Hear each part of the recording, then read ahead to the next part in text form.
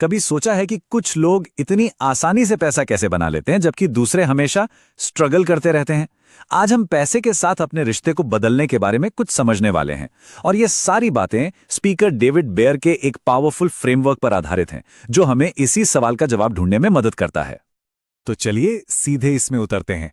ये David bear की अपनी कहानी है। एक तरफ उनका अतीत देखिए, बहुत बुरा हाल था, घर हाथ से जा रहा था, बिजनेस दिवालियां हो चुका था। और दूसरी तरफ आज की हकीकत, एक $25 मिलियन की कंपनी। मतलब कमाल का ट्रांसफॉर्मेशन है ना? तो सवाल ये उठता है कि मई इतना बड़ा बदलाव आया कैसे? और सबसे दिलचस्प बात पता है क्या है? इसका जवाब सिर्फ ज्यादा घंटे काम करना या हासिल करना नहीं है। नहीं, ये उससे कहीं ज्यादा गहरा है। ये सब माइंडसेट का खेल है। और यहीं पर इस पूरी बात का सबसे जरूरी कॉन्सेप्ट सामने आता है। शायद थोड़ा अजीब लगे, पर यह आइडिया पैसा अट्रैक्ट करने के बारे में है ही नहीं, जैसा हम हमेशा सुनते हैं ना, बल्कि ये उस फ्लो को होने देने के बारे में है जो पहले से ही मौजूद है। जरा इस परिभाषा को देखिए, काफी दिलचस्प है। पैसे को करेंसी क्यों कहते हैं? सोचो, बिल्कुल एक करंट की तरह। ये एक एनर्जी है, एक फ्लो, जो नेचुरली उन चीजों की तरफ बहती है जो ग्रो कर रही हैं, फैल रही हैं और आगे बढ़ रही हैं। ये एक बहुत ही पावरफुल आइडिया है। मतलब सोचिए, समृद्धि हमारी नेचुरल स्टेट है, हमें उसे पाना नहीं है, वो तो हमेशा से है। हमारा काम बस उन ब्लॉक्स को हटाना है जो हम अनजाने में उसके रास्ते में डाल देते हैं। तो आखिर ये ब्लॉक्स हैं क्या? इस फ्रेमवर्क के हिसाब से 3 मुख्य तरीके हैं जिससे हम अनजाने में इस नेचुरल फ्लो को रोक देते हैं। चलिए एक एक करके इन्हें समझते हैं और देखते हैं कि क्या इनमें से कुछ अपनी जिंदगी से कनेक्ट हो पाता है। तो पहला ब्लॉक है विजन ब्लॉक। इसका मतलब क्या है? सिंपल। जब जिंदगी में कोई बड़ा एक्साइटिंग गोल ही ना हो जिसके लिए पैसे की जरूरत पड़े, तो पैसे के पास आने की कोई वजह ही नहीं होती। सोचकर देखिए, एनर्जी को बहने के लिए एक डायरेक्शन तो चाहिए ना। अब आते हैं दूसरे ब्लॉक पर। दूसरा है बिलीफ ब्लॉक। ये उन सब बातों के बारे में है जो हमने बचपन से पैसे के बारे में सुनी है, जैसे कि पैसा पेड़ पर नहीं उगता या अमीर लोग बुरे होते हैं।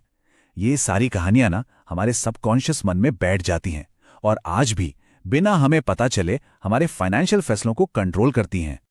और आखिर में तीसरा ब्लॉक। और तीसरा, और शायद सबसे आम, स्कैरसिटी ब्लॉक, यानी कमी का डर। जब पैसा इसलिए चाहिए ताकि पैसे की कमी ना हो जाए वाला डर मिटा सकें, तो हम एक कमी की एनर्जी से काम कर रहे होते हैं और ये एनर्जी समृद्धि को दूर भगाती है। लेकिन अच्छी खबर यह है कि हर ब्लॉक के लिए एक चाबी भी है।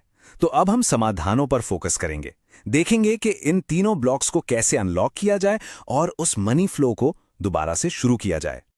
तो पहली चाबी, विजन ब्लॉक को तोड़ने के लिए एक बड़ा और फैला हुआ लक्ष्य बनाना पड़ेगा। एक ऐसा गोल जो सच में एक्साइट करे।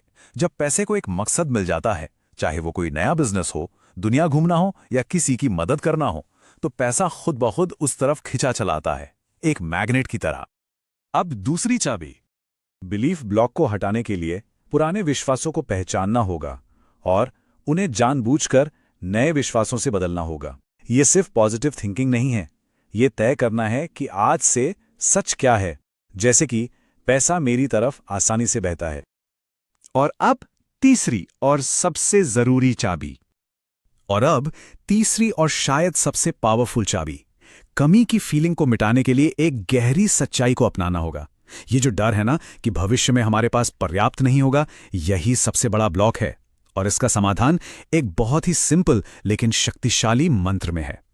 इस मंत्र का पहला हिस्सा, अतीत को देखना और ये महसूस करना कि चाहे जो भी हुआ हो, जिंदगी ने हमेशा संभाला है, जरूरत की चीजें हमेशा मिली हैं, मेरे पास हमेशा से पर्याप्त रहा है। दूसरा हिस्सा हमें अभी इसी पल में ले आता है, डर और चिंता को साइड में रखकर ये मानना कि अभी इस पल में सब ठीक है, जो भी जरूरी है वो है, मेरे पास अभी पर्याप्त है। और तीसरा हिस्सा भविष्य के डर को खत्म करता है। ये एक गहरा विश्वास है कि जैसे अतीत और वर्तमान में ख्याल रखा गया, आगे भी रखा जाएगा। हमेशा जरूरत पूरी होगी, मेरे पास हमेशा पर्याप्त रहेगा। और ये शानदार कोट इस पूरी बात का निचोड़ है। फोकस पैसा इकट्ठा करने पर नहीं, वैल्यू बनाने पर होना चाहिए।